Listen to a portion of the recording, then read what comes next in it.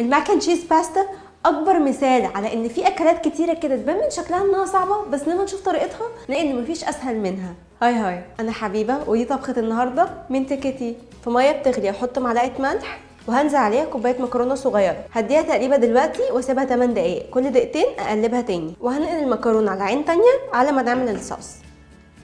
عشان نعمل الصوص هنحط معلقه كبيره زبده، هنزل عليها بمعلقه دقيق واقلبه. لما الدقيق يبتدي يعمل بابلز كده ده معناه ان ده انسب وقت ننزل باللبن، فهنزل باللبن بالراحه خالص وانا بقلب. لازم اللبن يكون درجه حراره الغرفه او ساقع، لو سخن هيبوظ البشاميل. هحط عليها شويه فلفل اسود وملح ومعلقه بابريكا، ولما يقرب يستوي ننزل عليه بجبنه تشيدر وموتزاريلا مع بعض او اي نوع جبنه عندكم. ولما يبقى ده قوامه ننزل بالمكرونه.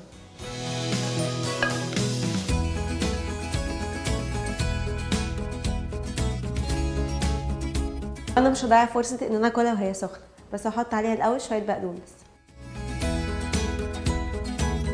جربوها واوعوا تنسوا تقولي رايكم في الكومنتس او تبعتولي صورتها.